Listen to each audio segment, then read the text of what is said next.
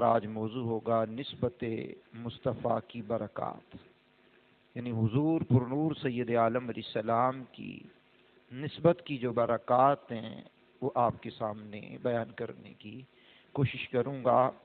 چونکہ یہ محرم شریف ہے اور محرم شریف کا مہینہ بڑی ہی برکتوں والا ہے، اس مہینے کے بارے میں یہ بھی حدیثوں میں آتا ہے کہ یہ مہینہ اللہ پاک کا مہینہ ہے۔ حدیث میں یہ بات بھی ہے کہ ایک شخص نے آ کر حضور کی بارگاہ میں عرض کی، یا رسول اللہ علیہ السلام، رمضان کے علاوہ میں کس مہینے میں روزے رکھوں؟ تو فرمایا اگر تم نے رمضان کے بعد کسی مہینے میں روزے رکھنے ہیں تو محرم کے مہینے میں روزے رکھو، یہ اللہ پاک کا مہینہ ہے۔ ایک حدیث میں یہ بھی ہے کہ رمضان کے بعد سب سے افضل روزے ماہ محرم کے ہیں جو کہ اللہ پاک کا مہینہ ہے۔ ایک روایت میں یہ بھی ہے کہ محرم کا ایک روزہ 30 روزوں کے برابر ہے۔ بعض روایات جو ہم بیان کرتے ہیں کہ ذوالحج کے روزوں کی فضیلت وہ مسلم اپنی جگہ پہ، شعبان کے روزوں کی فضیلت وہ اپنی جگہ پہ مسلم ہے، وہ بھی روایات ہیں، اور یہ بھی روایات ہیں کہ محرم کے اندر بھی روزوں کی فضیلت اللہ کے حبیب نے بیان کی ہے۔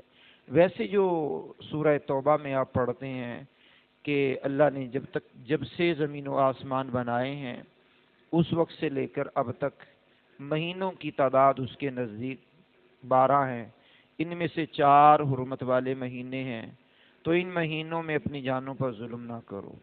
تو 4 حرمت والے مہینے جو بیان کیے جاتے ہیں احادیث میں وہ ذوالقعدۃ الحرام، ذوالحجۃ الحرام اور محرم الحرام، اور ایک مہینہ رجب کا ہے۔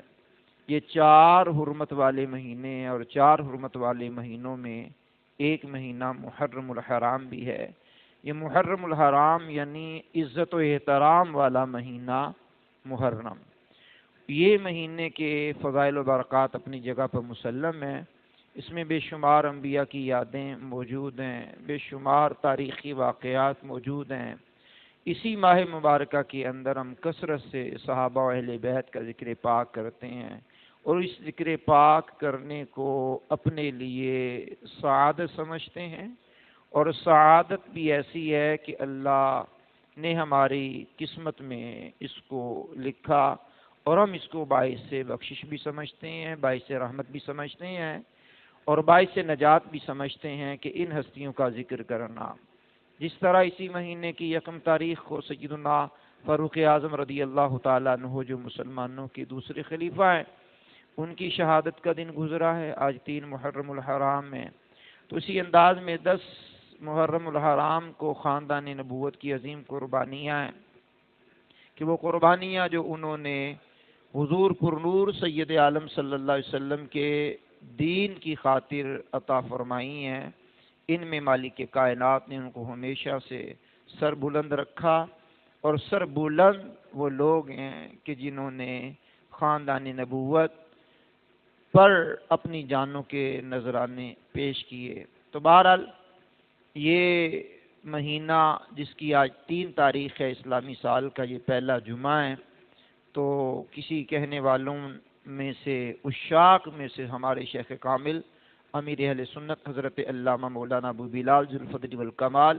الیاس قادری صاحب نے بھی صحابہ و اہل بیت کی شان میں کلام لکھا، فرماتے ہیں کیوں نہ ہو رتبہ بڑا اصحاب و اہل بیت کا، ہے خدائے مصطفیٰ اصحاب و اہل بیت کا، آل و اصحاب نبی سب بادشاہ ہیں بادشاہ، میں فقط ادنا گدا اصحاب و اہل بیت کا۔ تو حضور پر نور سید عالم علیہ الصلوۃ والسلام کے اوپر نازل ہونے والی جو مبارک آیت کی میں نے تلاوت کی ہے اس کا معنی مالک کائنات جل والا کے کلام کا بڑا ہی پیارا اور کمال کا معنی آپ سنیں گے۔ آسان ترجمہ پڑھ رہا ہوں۔ فرمایا اور اے حبیب بے شک یہ قرآن تمہاری اور تمہاری قوم کے لیے شرف و بزرگی ہے، اور اے لوگو ان قریب تم سے پوچھا جائے گا۔ اب یہ قرآن کریم کی سورہ زخرف ہے، اور سورہ زخرف کی آیت نمبر 44 ہے، پارہ 25 ہے۔ ابتدا میں مالک نے فرمایا وَإِنَّهُ لَذِكْرٌ، اور اے حبیب بے شک یہ قرآن تمہارے لیے شرف و بزرگی ہے۔ مفسرین نے اس ذکر کے دو معنی بیان کیے ہیں تفسیری طور پہ۔ ایک معنی بیان کیا عزت و شرف و بزرگی، اور دوسرا معنی بیان کیا سبق اور نصیحت۔ تو پھر یوں اس کا معنی بنے گا اے حبیب یہ مقدس قرآن عزت و شرف ہے، یا دوسرا معنی ہوگا اے حبیب صلی اللہ علیہ وسلم یہ قرآن سبق اور نصیحت ہے۔ سوال پیدا ہوتا ہے کہ قرآن کریم شرف ہے تو کس کے لیے، سبق اور نصیحت ہے تو کس کے لیے؟ اللہ پاک نے فرمایا لَکَ وَلِقَوْمِکَ، فرمایا یہ جو نصیحت ہے، سبق ہے، شرف ہے، عزت ہے تمہارے اور تمہاری قوم کے لیے، یعنی حضور پر نور سید عالم علیہ السلام کی قوم قریشی، ہاشمی، مطلبی، آپ کی آبا و اجداد میں یہ ایک بزرگ گزرے ہیں جن کا یہ لقب تھا قریش، جس کی وجہ سے آپ قریشی کہلاتے ہیں۔ اعراب کے اعتبار سے فہر بھی پڑھا جاتا، فہر بھی پڑھا جاتا، بن مالک ہے۔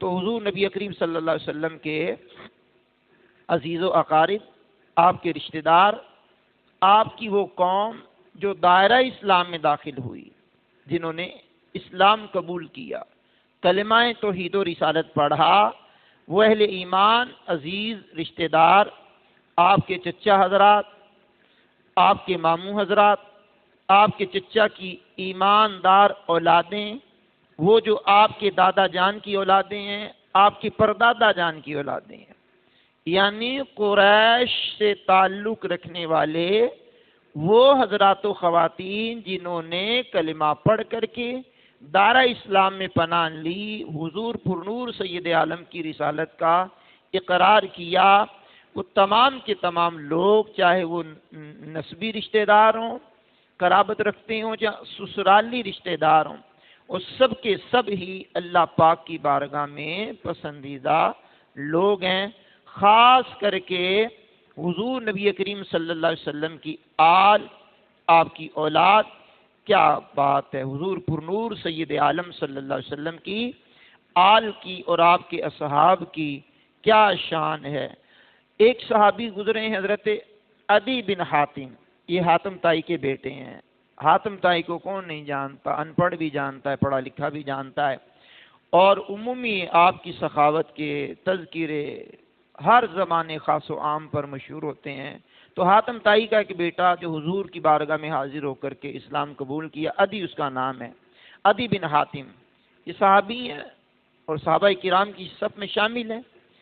فرماتے ہیں ایک دن حضور صلی اللہ علیہ وسلم کی خدمت سراپا عظمت میں حاضر تھا، تو اللہ کے پیارے حبیب صلی اللہ علیہ وسلم نے فرمایا میرے دل میں میری قوم کے لیے جو محبت ہے اللہ پاک نے اسے جان لیا۔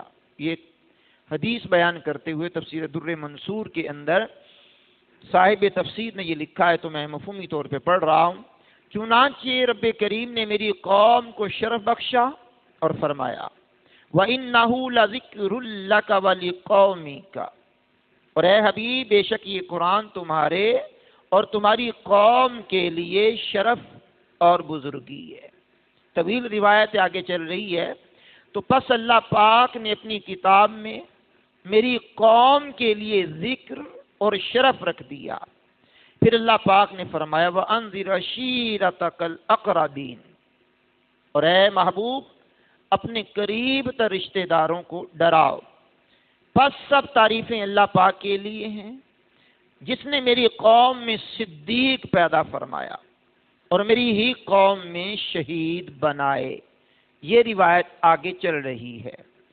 ارشاد فرمایا بے شک اللہ پاک نے بندوں کے دلوں کو اندر باہر سے پرکھا تو پورے عرب میں سب سے بہتر قریش کو پایا، یعنی حضور اپنی قوم کی، اپنے قبیلے کی، اپنے آبا و اجداد کی، اپنی ایمان والی قوم کی تعریف کر رہے ہیں۔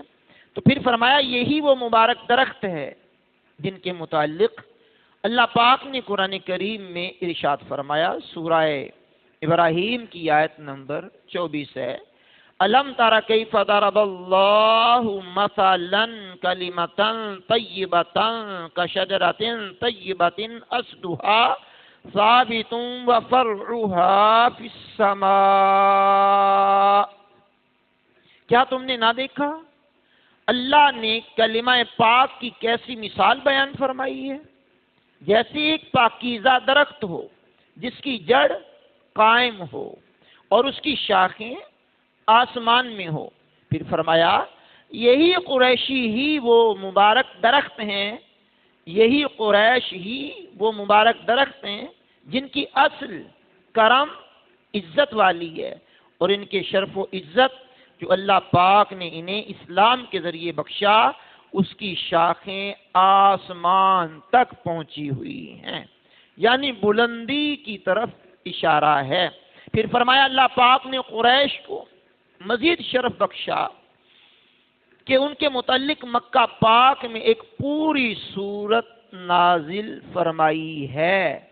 وہ سورت قرآن کریم میں موجود ہے، پارہ 30 میں سورہ قریش، لِإِلَافِ قریش، لِإِلَافِ قریش، قریش کو مانوس کرنے کی وجہ سے۔ اب اس میں مالک کائنات نے جو احکام بیان کیے اس کی طرف ہم بڑھیں گے تو ایک لمبا ٹاپک ہمارا بن جائے گا۔ بتلانا یہ مقصود ہے کہ قرآن کریم کی واحد اور مکمل صورت جو ذکر قریش ہی سے شروع ہوتی ہے اور انہی کے ذکر پر ختم ہوتی ہے، اس پوری صورت میں قبیلہ قریش کے علاوہ کسی کا بھی ذکر مالک کائنات نے نہیں کیا۔ اتنی حدیث شریف بیان کرنے کے بعد حضرت عدی بن حاتم رحمۃ اللہ رضی اللہ تعالیٰ عنہ اپنا مشاہدہ بیان کرتے ہیں، فرماتے ہیں میں نے رسول پاک صلی اللہ تعالیٰ علیہ وسلم کو دیکھا، جب بھی آپ کے سامنے قریش کا ذکر خیر ہوتا تو آپ اتنے خوش ہوتے کہ ان سبھی کے سامنے آپ کے چہرہ پورا نوار پر اسی خوشی کے آثار نمایاں دکھائی دینے لگ جاتے، گویا قوم رسول ہاشمی کا ذکر، قوم قریش کا ذکر، اپنے قبیلے کا ذکر، اپنے قبیلے کے لوگوں کا ذکر سن کے حضور خوشی کا اظہار فرمایا کرتے، اور آپ صلی اللہ علیہ وسلم بہت کثرت سے یہ آیت کریمہ بھی تلاوت کیا کرتے جو میں نے ابھی آپ کے سامنے پڑھی ہے، وَإِنَّهُ لَذِكْرٌ لَكَ وَلِقَوْمِكَ، اور اے حبیب بے شک یہ قرآن تمہارے اور تمہاری قوم کے لیے شرف اور بزرگی ہے۔ تو گویا قوم رسول ہاشمی صلی اللہ تعالی علیہ وسلم کے لیے یہ اتنی اہم اور خوبصورت بات ہے کہ اللہ نے اس قوم کو عزت عطا فرمائی، اس قبیلے کو عزت عطا فرمائی، حضور صلی اللہ علیہ وسلم کے مبارک قوم کا ذکر کیا، ان میں جو لوگ دائرہ اسلام میں داخل ہوئے ان کی تعریف کی، ان کی عظمتوں کو، رفعتوں کو، بلندیوں کو، شرف کو، بزرگی کو اللہ کریم نے واضح طور پر بیان کیا، اور نبی پاک صلی اللہ علیہ وسلم نے بے شمار مقامات پر ان کا ذکر خیر بڑے ہی پیارے انداز میں کیا۔ آئیے میں چند باتیں آپ ہی کے حوالے سے، آپ کی قوم اور رسول پاک صلی اللہ علیہ وسلم کی نسبت کے حوالے سے آپ کے سامنے رکھنا چاہتا ہوں۔ میرے کریم آقا صلی اللہ علیہ وسلم کے ساتھ نسبت و قربت اور رشتہ داری ہونا بذات خود ایک بہت بڑی فضیلت کی بات ہے۔ آئیے سنیے، میرے کریم آقا علیہ الصلوۃ والسلام نے ارشاد فرمایا، حدیث پاک میں آتا ہے، میں نے جعفر طیار کو جنت میں فرشتے کی صورت میں اڑتے ہوئے دیکھا، جبکہ ان کے دونوں بازو کٹے ہوئے تھے اور دونوں بازوؤں کے نشانات سے خون ٹپک رہا تھا۔ اللہ اکبر، اللہ اکبر۔ اور میں نے زید بن ثابت کو جعفر طیار سے کم رتبے میں دیکھا۔ اب یہ دو صحابیوں کا حضور ذکر خیر کر رہے ہیں، جعفر طیار جو مولا کائنات کے بھائی ہیں، جناب ابو طالب کے بیٹے ہیں، اور زید بن ثابت یہ صحابی ہیں، اور ان کے رتبے کو جعفر طیار کے رتبے سے کم دیکھا۔ اللہ اکبر۔ تو کہا میں نے کہا میرا خیال ہے میرا خیال تھا کہ جعفر طیار رضی اللہ تعالیٰ عنہما سے کسی طرح یہ کم رتبہ کے نہیں ہوں گے زید بن ثابت. تو فوراً جبریل امین علیہ الصلوۃ والسلام نے حاضر ہو کر کے عرض کی یا رسول اللہ علیہ السلام آپ کا خیال مبارک بالکل ٹھیک ہے، آپ کے دل مبارکہ میں جو خیال آیا بالکل ٹھیک ہے، حق ہے. زید بن ثابت حضرت جعفر طیار سے کم رتبہ نہیں ہے، مگر جعفر طیار کا ایک درجہ اس لیے بلند ہے کیونکہ وہ آپ کے رشتہ دار ہیں. آپ کے رشتہ دار ہونے کی وجہ سے اللہ کریم نے ان کا یہ رتبہ بلند کیا ہے. گویا کہ رشتہ داری کی وجہ سے، نسبت کی وجہ سے، چاہے وہ نسبت خاندانی طور پر ہو، نسبی طور پر ہو یا سسرالی تعلق سے ہو، کوئی جتنا مرضی نمازی ہو، پرہیزگار ہو، روزہ دار ہو، غازی ہو، حاجی ہو، سخی ہو، خیرات کرنے والا ہو، عالم ہو، محدث ہو، مفکر ہو، مفسر ہو، جتنا مرضی رتبہ بڑا اس کا ہو جائے، لیکن ظاہری بات ہے وہ اولاد رسول تو نہیں بن سکتا. وہ حضور کے رشتہ داروں میں ہونا تو اس کے لیے شرف ہے، اگر نہیں ہے تو یہ شرف اسی کو حاصل ہے جو حضور کی رشتہ داری میں آ گیا ہے، حضور صلی اللہ علیہ وسلم کی آل میں آ گیا، اولاد میں آ گیا، یا آپ کے آبا و اجداد سے جن کا تعلق ہے وہ شرف والے ہیں، بزرگی والے ہیں. تو یہ شرف خاندان نبوت کو الگ سے ملا. بالخصوص اولاد رسول کو یہ شرف ملا کہ وہ خون رسول ہیں، وہ خون رسول ہیں. جعفر طیار رضی اللہ تعالیٰ عنہ آپ کے چچا کے بیٹے ہیں. جب چچا کے بیٹے کا رتبہ عام صحابی سے بڑا ہو گیا تو پھر جناب والا صحابی وہ بھی ہیں زید بن ثابت بھی صحابی ہیں اور جعفر طیار بھی صحابی ہیں، لیکن رتبے میں ایک رتبہ بلند اس لیے ہوا کہ وہ حضور کے خاندان میں سے ہیں. تو جب خاندان میں ہونے کا مطلب یہ ہے کہ ان کا رتبہ بڑھ گیا تو حضور کا جو خمیر ہے، حضور کا جو خون ہے، حضور کا جو نسب ہے، تو حضور اس کی وجہ سے اولاد رسول کا بھی مقام مرتبہ اللہ کی بارگاہ میں بڑا بلند و بالا ہے. میرے کریم آقا، میرے رحیم آقا علیہ الصلوۃ والسلام نے متعدد مقامات پر اپنی آل کی فضیلت کو بیان کیا، اپنی اولاد کی فضیلت کو بیان کیا. اسی انداز میں چلتے چلاتے صحابہ کبار یعنی بڑے صحابہ کرام بھی حضور کی اولاد کو اپنی اولادوں پر ترجیح دیتے آئے اور حضور کی اولاد کی تعظیم، توقیر، اکرام، ان کی حوصلہ افزائی اور اپنی اولادوں پر انہیں مقدم جانتے آئے. مسلمانوں کے دوسرے خلیفہ جن کا ذکر خیر ہم نے پچھلے جمعہ کو کیا تھا، آپ ہی کے بارے میں ہے کہ آپ کا دور خلافت ہے. ایک جگہ جہاد کے لیے مجاہدین اسلام گئے، وہاں فتح حاصل ہوئی، کثیر مال غنیمت ہاتھ میں آیا، اور مال غنیمت جب آیا تو آ کر کے مال غنیمت کو تقسیم کیا جا رہا ہے. تو تقسیم کر رہے تھے کہ امام حسن بن علی رضی اللہ تعالیٰ عنہما کی جلوہ گری ہوئی. امام حسن تشریف لائے تو خلیفہ وقت فاروق اعظم رضی اللہ تعالیٰ عنہ نے مرحبا کہا، خوش آمدید کہا، جی آئین کہہ کر کے ان کا اکرام کیا، عزت کی، احترام کیا اور عام لوگوں سے زیادہ نوازا. 1000 دراہم چاندی کے سکے پیش کیے کہ یہ شہزادے قبول فرمائیں، اور قبول کیا انہوں نے، ان کی مہربانی. تشریف لے گئے. پھر امام حسین تشریف لائے. امام حسین کو بھی فاروق اعظم رضی اللہ تعالیٰ عنہ نے مرحبا کہا، خوش آمدید کہا، جی آئین کہا اور بڑا اکرام کیا، عزت کی. 1000 دراہم پھر پیش کیے اور امام حسین وہ لے کر کے تشریف لے گئے. تو پھر آپ کے بیٹے عبداللہ آئے، عبداللہ بن عمر آئے. اللہ اکبر. وہ جب آئے تو فاروق اعظم رضی اللہ تعالیٰ عنہ نے انہیں 500 دراہم دیے. تو وہ بول پڑے، ابا جان کی بلا، امیر المومنین ہیں آپ، مسلمانوں کے دوسرے خلیفہ ہیں آپ، تو میں تو امام حسن حسین سے عمر میں بظاہر بڑا ہوں، تو میں تو ان سے پہلے جہاد میں شریک ہوتا رہا ہوں، جنگوں میں جاتا رہا ہوں، لڑتا رہا ہوں. آپ نے ان کو 1000 درہم دیے ہیں اور مجھے 500 درہم دیے ہیں. وجہ کیا ہے؟ تاریخ ساز خطبہ ہے فاروق اعظم رضی اللہ تعالیٰ عنہ کا، جو سیرت کی کتابوں میں لکھا ہے. کمال کا خطبہ ہے. اللہ اکبر. آپ نے ان کی طرف دیکھا، کہا کیا کہا ہے؟ کہا حضور آپ نے ان کو ہزار ہزار درہم دیے ہیں، مجھے 500 دیے ہیں، میں اللہ کے آپ کا بیٹا ہوں، وہ ان سے پہلے میں جہاد میں شریک ہوتا تھا، ان سے پہلے میں جنگوں میں جاتا تھا، مجھے 500 ان کو ہزار ہزار درہم دیا ہے۔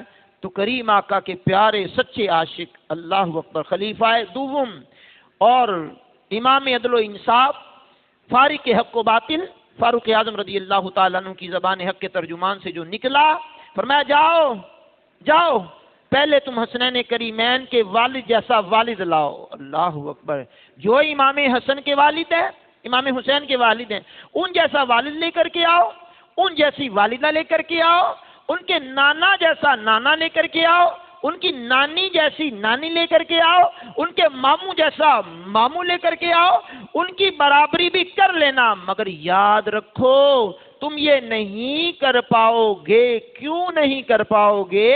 ان کے والد محترم علی المرتضی کرم اللہ تعالی وجہہ الکریم جو شیر خدا ہیں، ان کی والدہ بی بی فاطمہ الزہرا رضی اللہ تعالی عنہا ہیں، ان کے نانا جان محمد الرسول اللہ ہیں، ان کی نانی جان بی بی خدیجہ الکبریٰ رضی اللہ تعالی عنہا ہیں، ان کے چچا حضرت جعفر بن ابی طالب رضی اللہ تعالی عنہ ہیں، ان کے ماموں حضرت ابراہیم بن رسول اللہ ہیں، اور ان کی خالائیں رسول اللہ کی بیٹیاں یعنی بی بی رقیہ ام کلثوم رضی اللہ تعالی عنہا ہیں۔ تو ان جیسے خاندان کہاں سے لے کر کے آؤ گے؟ یہ ایک صحابی رسول کا عشق اور اولاد رسول سے نسبت، اولاد رسول کا احترام، اولاد رسول کو مقدم جاننا، اپنی اولاد پر رسول اللہ کی اولاد کو زیادہ عزت دینا، احترام دینا، مقام دینا، شرف دینا، بزرگی دینا، جو حقیقت میں بزرگی ان کا مقدر ہے۔ تو وقت کے امیر المومنین خلیفۃ المسلمین فارق حق و باطل فاروق اعظم رضی اللہ تعالیٰ عنہ نے اپنے بیٹے کو یہ خطاب کیا۔ کیا بات ہے، کسی کہنے والے نے خوب کہا ہے، واہ کیا مرتبہ اعلیٰ ہے حسنین کا، امام الانبیاء نانا ہے حسین کا، حسنین کا والد شیر خدا، ماں طیبہ طاہرہ، خوب پاکیزہ گھرانہ ہے حسنین کا، اہل سنت کو پیار ہے اس گھرانے سے، بچہ بچہ ان کا دیوانہ ہے حسنین کا، واہ کیا بات رضا اس چمنستان کرم کی، زہرا ہے کلی جس میں حسین اور حسن پھول، کیا بات ہے حضور پر نور سید عالم صلی اللہ علیہ وسلم کی اولاد پاک کی، سادات کرام، نبی کا خون، پیدائشی طور پر شرف والا، بزرگی والا، عزت والا، احترام والا، مقام والا۔ جو بندے کو بعد میں بزرگی ملتی ہے، آپ کو مجھے، ہم پیدا ہوئے، پیدا ہونے کے بعد کوئی نمازی ہوگا اس کو عزت ملے گی، روزہ دار ہوگا اس کو عزت ملے گی، کوئی حاجی بنے گا، کوئی نمازی بنے گا، کوئی غازی بنے گا، کوئی عالم بنے گا، مفتی بنے گا، محدث بنے گا، مفکر بنے گا، مفسر بنے گا، محقق بنے گا، شیخ الحدیث و تفسیر بنے گا، پیر بنے گا، بہت بڑا کوئی گدی نشین بنے گا، تو اس کو عزت بعد میں ملے گی۔ لیکن یہ خاندان ایسا ہے، حضور کی اولاد ایسی ہے کہ ان کو پیدا ہوتے ہی یہ شرف مل گیا کہ یہ حضور کا خون ہے۔ سبحان اللہ، حضور کا خون ہے، تو خون رسول سے مقابلہ کس کا ہو سکتا ہے جناب والا؟ خون رسول تو خون رسول ہے، جتنا مرضی بندہ کوشش کر لے تو خون رسول تو نہیں بن سکتا نا۔ جو خون رسول ہے وہی خون رسول ہے، وہی حضور کی اولاد ہے، ان کی اولاد کا کیا مقابلہ ہو سکتا ہے؟ تو میں بات کر رہا تھا قریش کی فضیلت کی۔ اللہ نے ان کی فضیلت میں قرآن کریم کی پوری صورت اتاری، ان کی فضیلت میں نبی پاک صلی اللہ علیہ وسلم نے متعدد مقامات پر ان کا ذکر خیر کیا۔ آئیے میں آپ کے سامنے ایک روایت بیان کرتا ہوں، اس روایت کے اندر بھی پاک پیغمبر علیہ السلام کی اس پیاری نسبت کی وجہ سے قریش کے 7 فضائل بیان ہوئے، 7 خصلتیں بیان ہوئی، 7 خصوصیات بیان ہوئی، خصائل بیان ہوئے۔ اللہ کے پیارے حبیب علیہ السلام نے ایک مقام پر یہ بھی فرمایا ہے، فرمایا اللہ پاک نے قریش کو ایسی 7 باتوں سے فضیلت بخشی ہے جو نہ ان سے پہلے کسی کو ملی، نہ ان کے بعد کسی کو ملے گی۔ یعنی 7 فضیلتیں ایسی ہیں قریش کو جو ملی ہیں، نہ اس سے پہلے اللہ نے کسی کو دی، نہ اس کے بعد کسی کو دے گا۔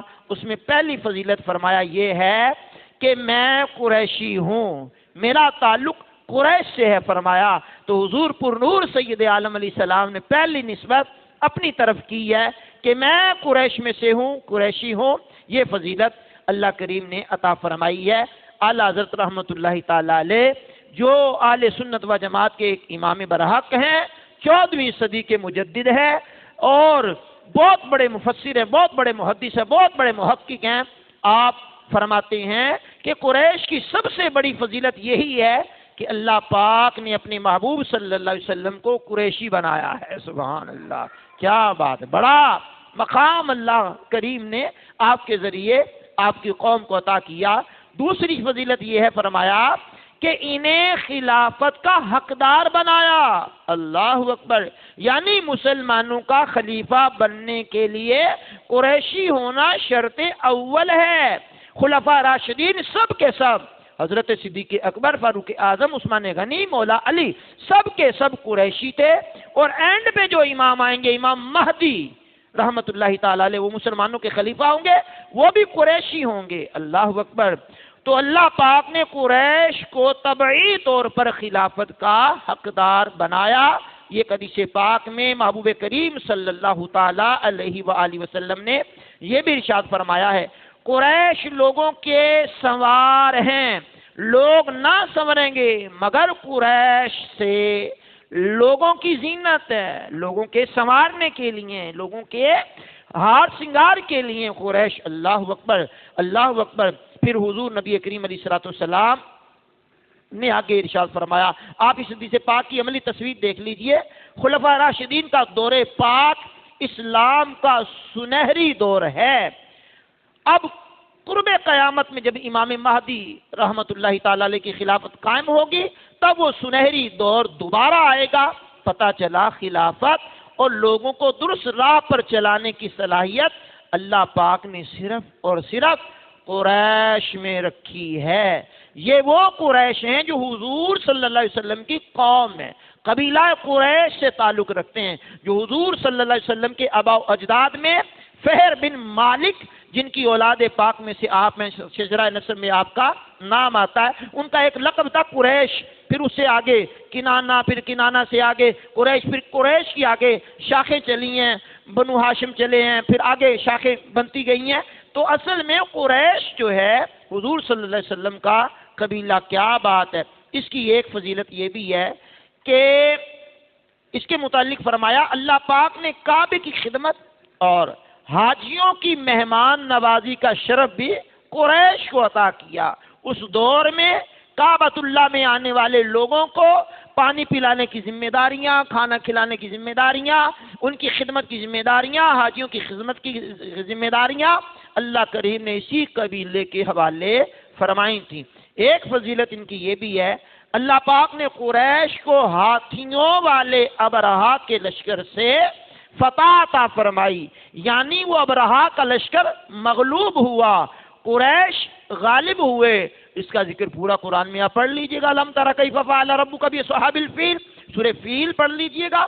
ابرہا کا لشکر جب کعبے کو گرانے کے لیے آیا تو یہ قریش ہی ہیں جو ان پر غالب ہوئے، حضور کی وجہ سے ہی غالب ہوئے۔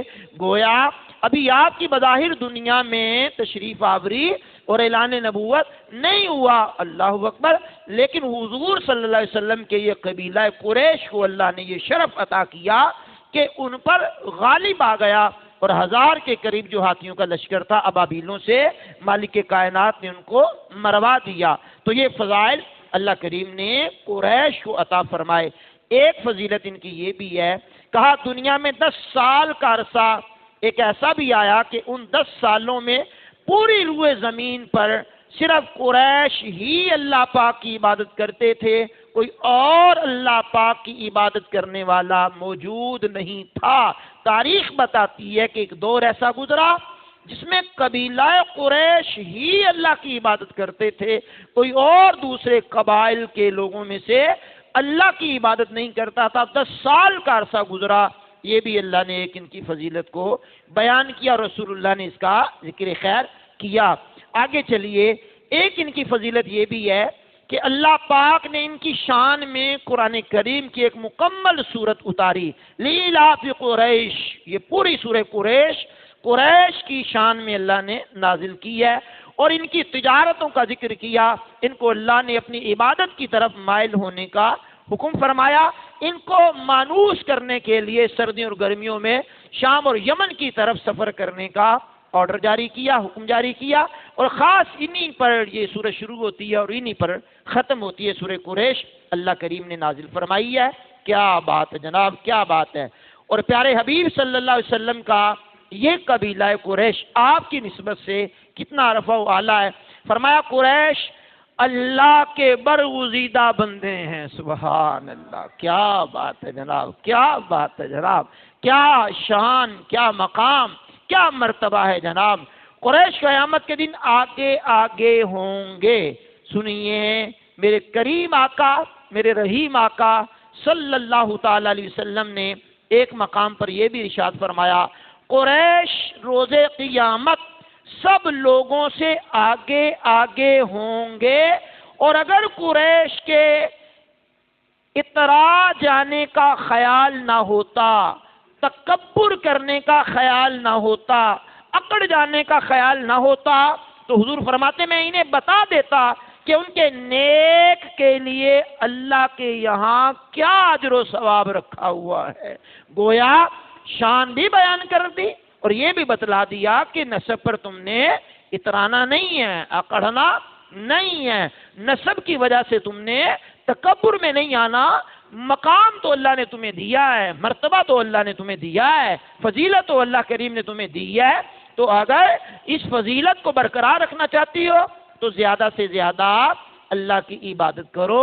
ایک مقام پر کریم آقا علیہ السلام کی حدیث یہ بھی ہے، میرے حضور سراپا نور علیہ السلام نے فرمایا، اے بنو ہاشم کہ گرو، مجھے اس ذات پاک کی قسم ہے جس نے مجھے حق کے ساتھ بھیجا، میں روز قیامت جنت کے دروازے کی زنجیر ہاتھ میں لوں گا، یعنی جنت کا دروازہ کھولوں گا تو سب سے پہلے تم ہی سے ابتدا فرماؤں گا۔ اللہ اکبر، یعنی حضور کے قبیلے والے آپ کی نسبت کی وجہ سے پہلے جنت میں جائیں گے اور پھر دوسرے لوگوں کو جنت میں داخلہ نصیب ہوگا۔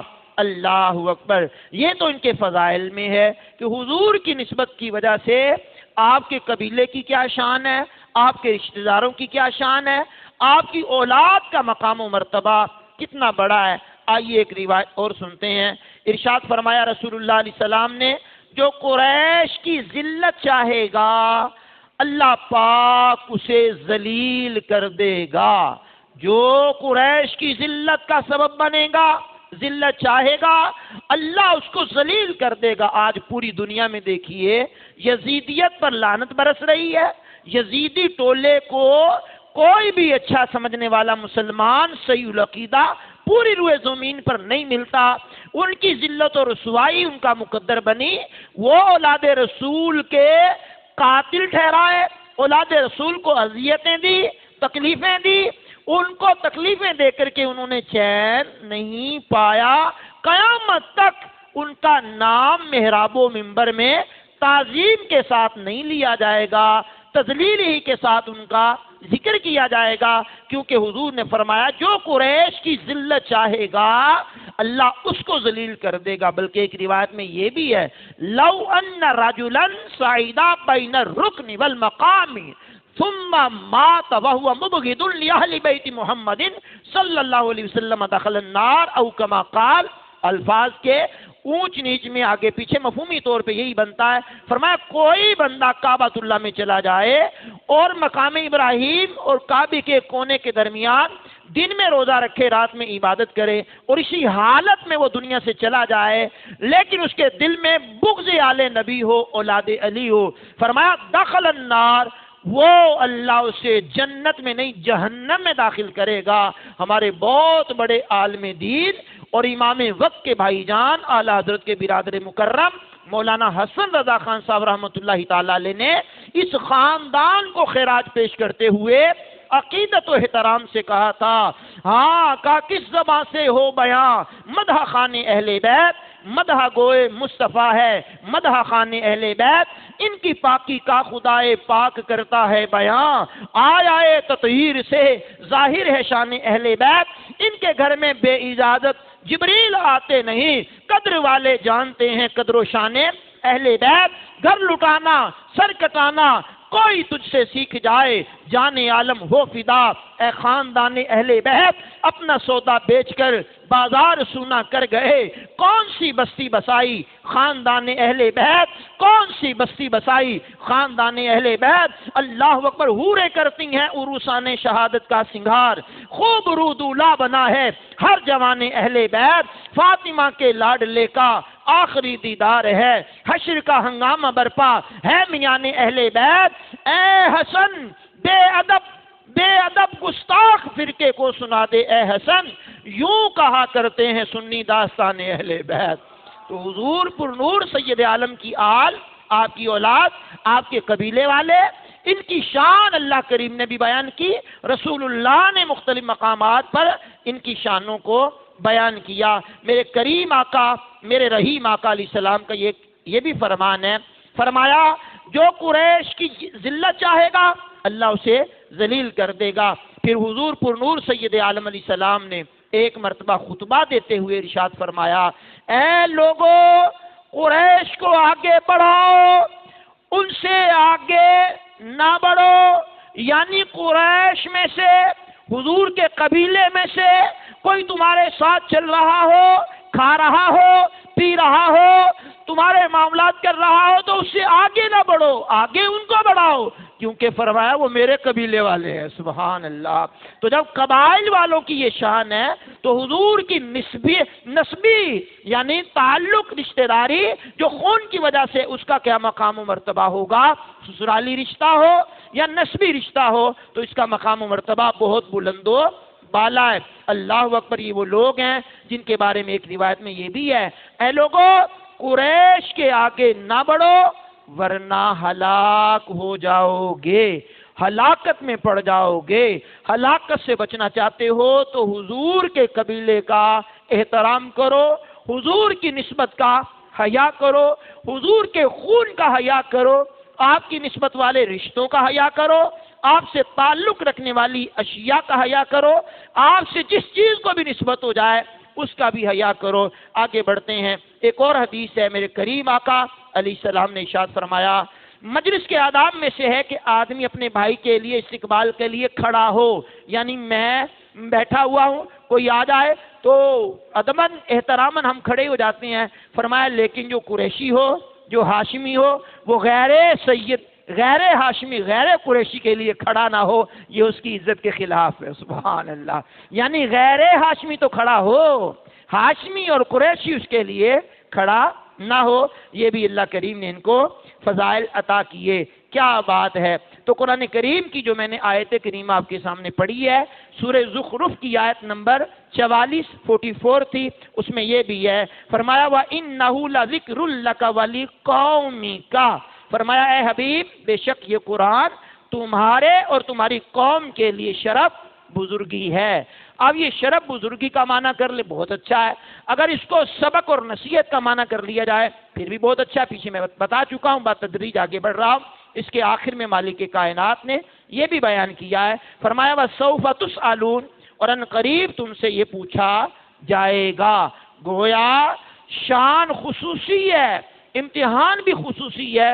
قرآن کریم نے ان کی شرف و بزرگی کو بڑے خوبصورت انداز میں بیان کیا، تو سادات کرام کو بھی چاہیے، حضور کی آل اولاد کو بھی چاہیے کہ قرآن کریم کے مطابق، حضور کے اخلاق کریمانہ کے مطابق اپنے شب و روز کی زندگی کو گزاریں۔ یہ نہ ہو کہ قوم پھر طعنہ و تشنیع کرتے ہوئے کہے تم تو رسول اللہ کا خون ہو، تمہیں یہ بات زیبا نہیں دیتی۔ تو حضور کی آل اولاد قیامت تک جو آنے والی ہے، اللہ کریم ان کی عزت کو بلند ہی مالک نے کیا ہے اور بلندی کرتا رہے گا، اور جس نے ان کا ادب کیا، احترام کیا، اللہ نے وہ مقام اور مرتبہ ان کو عطا فرمایا جو کسی اور کو مقام و مرتبہ نہیں عطا فرمایا، تو بالخصوص امام حسن، امام حسین اور بالخصوص خاتون جنت مولا علی، یہ پنج تن پاک کی وہ ہستیاں ہیں جن کو اللہ نے وہ بزرگی اور شان عطا کی ہے کہ قیامت تک شاید ان کی شان کے برابر کسی اور کی شان مالک نے بیان نہیں کی۔ سیدی اعلیٰ حضرت عظیم البرکت عظیم المرتبت الشاہ امام محمد رضا خان رحمۃ اللہ علیہ نے بڑی مدح سرائی بیان کی تو فرماتے ہیں، واہ کیا بات رضا اس چمنستان کرم کی، زہرا ہے کلی جسم حسین اور حسن پھول۔ تو یہ خاندان نبوت کی قربانیوں کا مہینہ ہے جو محرم الحرام ہے۔